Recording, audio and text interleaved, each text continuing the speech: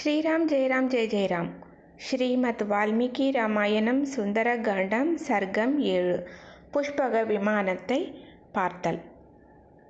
பலவானான ஹனுமான் பெரிய மழை கொற்றப்போ எப்படி அந்த மின்னலாலையும் பறவை கூட்டங்களாலையும் அந்த சூழ்ந்திருக்கக்கூடிய அந்த மேகம் எப்படி இருக்குமோ அது மாதிரி வைடூரியத்தினால இழைக்கப்பட்ட தங்கத்தினால செஞ்ச சாளரங்களோடு இருக்கக்கூடிய அந்த மாளிகைகளுடைய வரிசையை பார்க்குறாரு. சரியாக இருக்கிறதுக்கு தகுந்த மாதிரி பல வகையான அறைகள் இருக்குது. முக்கியமாக சங்கம், ஆயுதம், வில் இதெல்லாம் வைக்கிறதுக்கான ஆயுத சாலைகளை பார்க்குறாரு. மனசை கவர்ற மாதிரி விசாலமாக இருக்கக்கூடிய அந்த மாளிகைகளோட மேல்தளத்தில் அமைஞ்ச அந்த நிலாமுத்தத்தெல்லாம் பார்க்குறாரு. பலதரப்பட்ட செல்வ செழிப்பு நிறைஞ்சது. தேவா அசுரர்களால் கூட கொண்டாடப்படுறது, எந்த குறையும் இல்லாதது. தன்னோட பலத்தாலேயே தான் இதெல்லாம் அடைஞ்ச அந்த வீடுகளை எல்லாம் பார்க்குறாரு ஹனுமான். அதே மாதிரி இலங்கையினுடைய மற்ற வீடுகள் போல ராவணனோட அரண்மனையும் விஸ்வகர்மானால தான் நிர்மாணிக்கப்பட்டுச்சு. ஆனால் இதோடைய பார்க்குறதுக்கு சிறப்பு எப்படி இருந்ததுன்னா, மாயையில் பெயர் போன அந்த மயனால் இந்த கட்டடங்கள்லாம் உருவாக்கப்பட்டுச்சோ அப்படிங்கிற ஒரு எண்ணத்தை தூண்டுற மாதிரி இருந்தது. உலகத்தில் இருக்கக்கூடிய எல்லா சிறப்புகளுமே அந்த இலங்கை மன்னனுடைய அரண்மனை கட்டடத்தில் இருக்கிறத ஹனுமான் பார்க்குறாரு. ஆகாயத்தில் எப்படி மேகம் சஞ்சரிச்சுட்டு போகுமோ, பார்க்குறவங்க மனசை கவர்ந்து இழுக்கக்கூடிய வகையில் மேகத்தினால அழகாக அலங்கரிக்கப்பட்டது. இதுக்கு ஈடு எதுவுமே இல்லை அப்படிங்கிற மாதிரியான ஒரு சௌந்தரியமானது. அவனுடைய புஜ பல பராக்கிரமத்துக்கு ஏற்ற மாதிரியான ரொம்ப சிறந்த மாளிகையை பார்க்குறாரு. மண்ணுலகத்திலேயே இது ஒரு தேவலோக மாதிரி விளங்குச்சு. நவரத்னங்களால் இழைக்கப்பட்டு பேரொளியோட வீசிட்டு இருந்தது. அதுக்குள்ள பல வகையான மரங்களுடைய மலர்களெல்லாம் உதிர்ந்து அது ஒரு மலை மூடு மாதிரியே இருக்குது. மகரந்த பொடியெல்லாம் அங்கங்கே சிதறி கிடக்குது.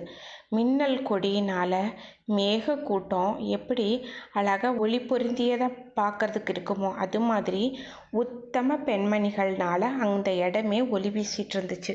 ஆகாயத்தில் சகல ஐஸ்வர்யங்களும் நிறைஞ்ச அந்த ராஜ ஹம்சங்களால் சுமக்கப்படுற புண்ணியசாலிகளுடைய விமானம் மாதிரி இருந்துச்சு. பலவிதமான தாதுக்களால் விளங்கக்கூடிய அந்த ஒரு மலை சிகரம் மாதிரி இருந்தது பார்க்குறதுக்கு. கிரகங்களாலையும் சந்திரனாலையும் அழகாக அப்படியே ஜொலிக்கக்கூடிய அந்த ஆகாயம் மாதிரி இருந்தது. ஆச்சரியமாக அமைக்கப்பட்ட அந்த மேகம் மாதிரி சித்திரங்கள், பல வகை ரத்தினங்களால் அலங்கரிக்கப்பட்ட சித்திரங்களையும் இருக்கக்கூடிய அந்த விமான ரத்தினத்தை பார்க்குறாரு ஹனுமான்.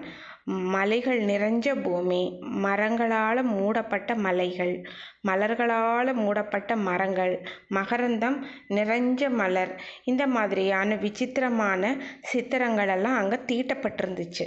வெண்மையான கட்டடங்கள் இருக்குது. அப்புறம் மலர்கள் நிறைஞ்ச தடாகங்கள், அப்புறம் தாமரை பூக்கள், அடர்த்தியான காடுகள், இது எல்லாமே அதில் ஓவியமாக தீட்டப்பட்டிருந்துச்சு. ரத்தினங்களோட ஒளியால் நல்ல பிரகாசமாக இருக்கக்கூடிய உத்தமமான கட்டடங்களை காட்டிலையும் ரொம்ப உயர்வாக அந்த புஷ்பகம் அப்படின்னு சொல்லக்கூடிய பெரிய விமானத்தை ஹனுமான் பார்க்குறாரு. அதுதான் புஷ்பக விமானம். வெள்ளி பவள நிறத்தில் இருக்கக்கூடிய பறவை மாதிரி அங்கங்கே வைடூரியத்தினால பறவைகளெல்லாம் பொருத்தப்பட்டிருந்துச்சு. அப்புறம் பல வகையான உயர்ந்த தாதுக்களால் சர்ப்பங்களெல்லாம் சித்திரம் போல தீட்டப்பட்டிருந்துச்சு. மங்களமான அங்கங்களோட உயர்ஜாதி குதிரைகளெல்லாம் அங்கே சித்திரமாக தீட்டப்பட்டிருந்துச்சு. பவளம் தங்கத்தாலான புஷ்பங்கள் மாதிரி சிறகுகளை வச்சுக்கிட்டு விளையாட்டாக தொங்கிட்டு வளைஞ்சிட்டு இருக்கக்கூடிய ரெக்கைகளோட அப்படியே மன்மதனே உருவெடுத்து வந்தது மாதிரி அழகான இருக்கக்கூடிய நல்ல முகத்தோடையும் நல்ல ரெக்கையோடையும் பறவைகள் எல்லாம் அங்கே வரையப்பட்டிருந்துச்சு. அழகாக துதிக்க இருக்கக்கூடிய யானைகள் தாமரை தடாகத்தில் முங்குனதுனால அந்த மகரந்தமெல்லாம் பரவிய தேகத்தோட கருணைதல் புஷ்பத்தை ஏந்தி வர்றது மாதிரியாகவும், அப்புறம் மங்களகரமான திருக்கைகளில் தாமரை ஒன்றை தாங்கிக்கிட்டு இருக்கிறது மாதிரியான மகாலட்சுமியினுடைய சித்திரம் அங்கே வரையப்பட்டிருக்கிறத பார்க்குறாரு ஹனுமான். பனிக்காலம் முடிஞ்சதும் வசந்த காலம் வந்த உடனே ரொம்ப அழகாக மரங்கள் எல்லாம் எப்படி பூத்து குலுங்குமோ அது மாதிரி எழில்னா அழகாக விளங்குறது, அழகான கையோடு விளங்குற ஒரு மலை மாதிரி ஒளிர்வதான அந்த புஷ்பக விமானத்தை பார்த்து ஆச்சரியப்பட்டு போனார்.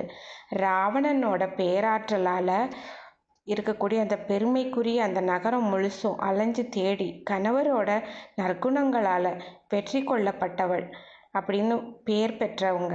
ஜனக சபையில் சிவதனுசில் வேகமாக நாணேற்றி வெற்றி கொள்ளப்பட்டவள்.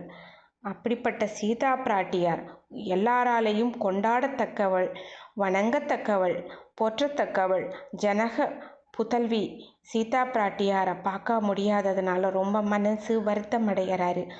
யாராலையும் தெரியக்கூடாத விஷயங்கள் எல்லாம் கண்ணால் பார்க்குற சூட்சுமமான பார்வை படைத்த ஆஞ்சநேயர் ஜனகருடைய புதல்வியை பார்க்காததுனால ரொம்ப மனசு வருத்தம் அடைகிறாரு. இருந்தாலும் பலவிதமான சிந்தனைகள் எல்லாம் அவருக்கு வருது. நிச்சயமாக செய்ய வேண்டிய காரியத்தில் தைரியமாக செய்யணும் அப்படிங்கிற அந்த ஒரு உறுதியாக இருந்தார். ஸ்ரீமத் வால்மீகி ராமாயணம் சுந்தரகாண்டத்தின் 7வது சர்க்கம் முற்றிற்று. ஸ்ரீராம் ஜெயராம் ஜெய் ஜெயராம்.